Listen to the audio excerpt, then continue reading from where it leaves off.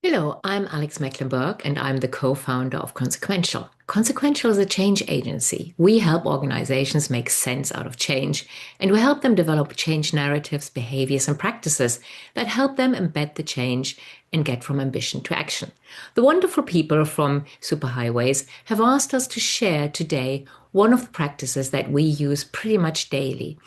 We use them to help us put responsibility at the heart of any innovation decisions that we make.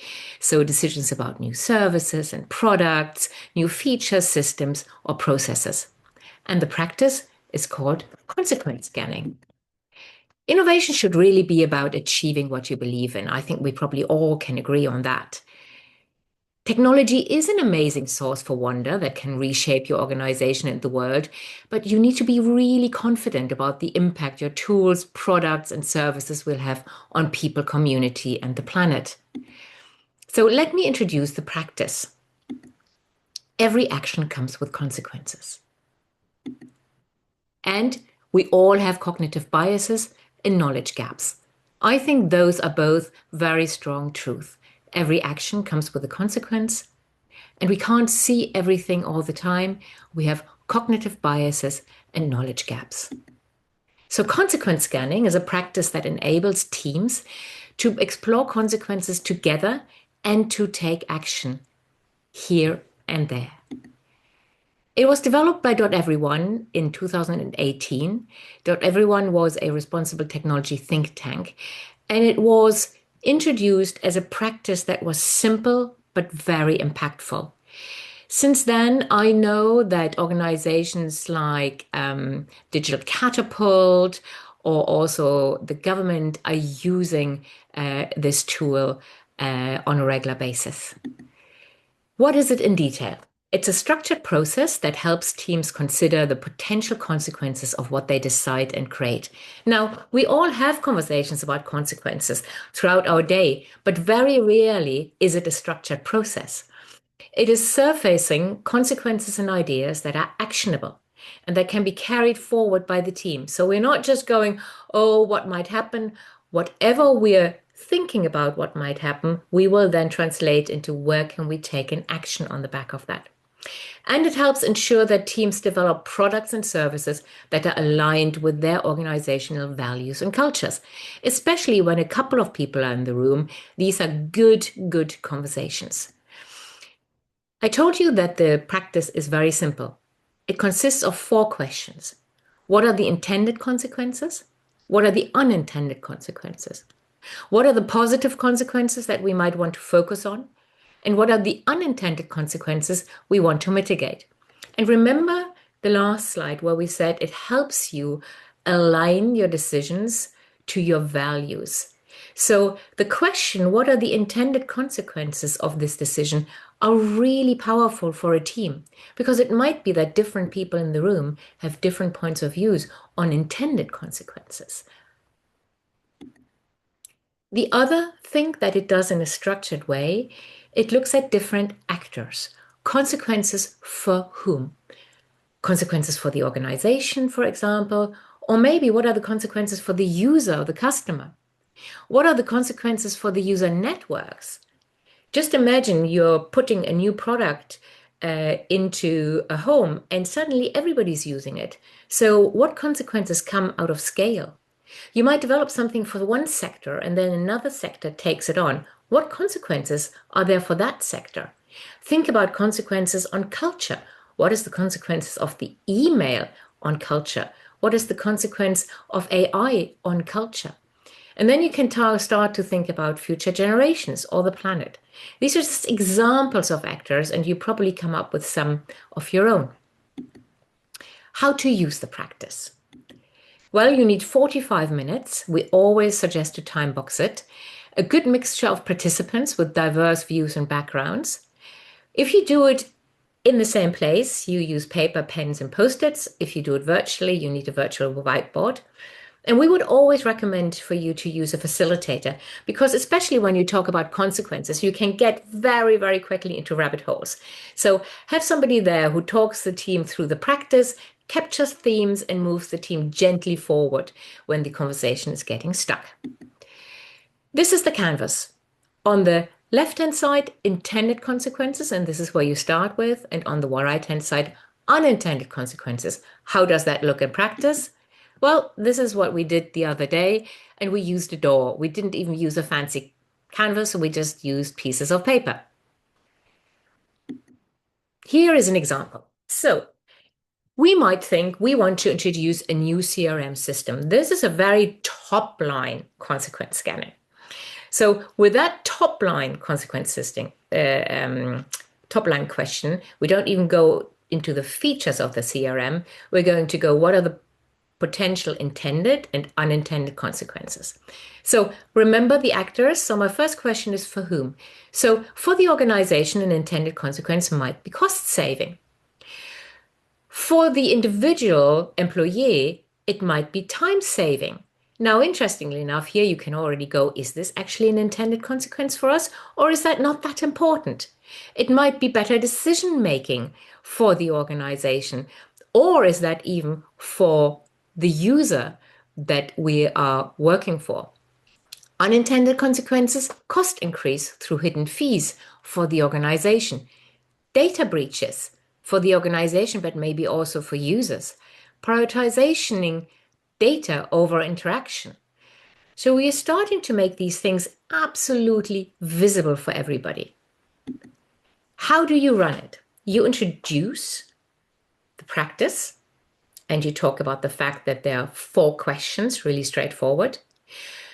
You then pose the question, like, we want to introduce a CRM. What might be the intended and unintended consequences for that? You ask the group about each of the consequences in turn. So we would suggest you break your team out into 2 groups, and they both do exactly the same thing. So both of them look at intended and unintended consequences. Everybody starts by having quiet time, and once people are ready, they put their post-its onto the wall. Afterwards, you do affinity sorting, groups, similar ideas together. And then you start the discussion and you start to discuss ideas. You can add new ideas or shift ideas around. Then you would suggest that you present those 2 canvases to each other. So the groups present to each other. And here the question is, what are the potential intended and unintended consequences of this product or feature? Remember, intended consequences aren't always positive and unintended consequences aren't always negative. Actually, in startup world, unintended consequences are always defined as pivoting. I developed something to do this, but we saw an unintended consequence of it doing that. And we realized that is much more needed in the world. So we move our business case over to that. Part 2, now we're talking about taking action. So before we take action, what I, if you have time, always suggest is that you swap the teams and you get them to add more consequences on the canvas of the other team. If you want to go really deep, you might even think about consequences of consequences. That gets you into interesting territory. The next step is that you look at all the consequences that you came up with and you identify which of those do you want to focus on, either to design for them or to mitigate. We're using a methodology, Act, Influence, Monitor, that I'm going to introduce to you in a minute. Once you've done that, you will discuss next step and assign people for action after the session. We're very passionate that every consequence scanning session should come out with actionable next steps. And then the end is to say thank you to everybody for participating. Here is Act, Influence, and Monitor. So imagine you have the consequences that you are passionate about. What of those can you immediately act on? Immediate ideas and actions for us. Which of those are not in your direct control, but you can change or influence the outcome? Map them there. And then there might be ideas and consequences that are completely out of your control, but you want to understand more and you want to explore further. So for example, on the CRM Act, you could, for example, start to have a consequence as in time saving, start to identify how much time are we really saving, How much time will training take? Is that really a consequence, or is it something unhelpful to speak about? Influence, you could say the team can't really influence on the data streams that this CRM is going to use, but we need to talk to our data team about the fact is the CRM able to access all of the data streams? And then monitor, there might be areas that are out of our control. For example, we might not understand exactly what the finances look like, and we want to wait and understand more and explore further.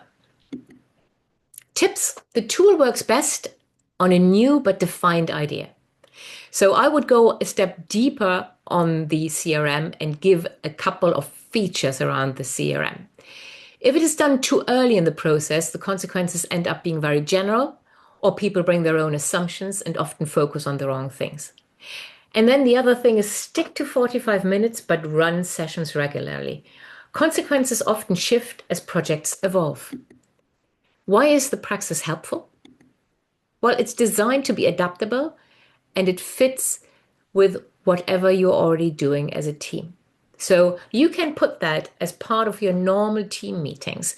You can have half an hour consequence scanning once a month at the end of your team meeting. And why is it useful? It is easy to understand, yet will challenge your team to think differently. It needs very little preparation and it is time boxed. It is helpful for addressing biases and knowledge gaps, and it really creates shared understanding, not just on unintended consequences, but even more so intended consequences. Why are we doing this thing? Do we all agree on why we are doing it? And it leaves people with clear actions. If you want any more information, there's a wonderful manual on www.tech-transformed.com, and you find much more information around all of that. And with any tool, please feel free to experiment, adjust and evolve how you use it. We are always really interested to hear back from you. So if you do start to pilot it or test it, please let us know how you're getting on. So you can reach me on alex.mecklenburg@consequential.org.uk. If you have any other questions, just contact the wonderful people from superhighways.org.uk. Thank you so very much for your listening. I hope this was useful and I wish you a wonderful day.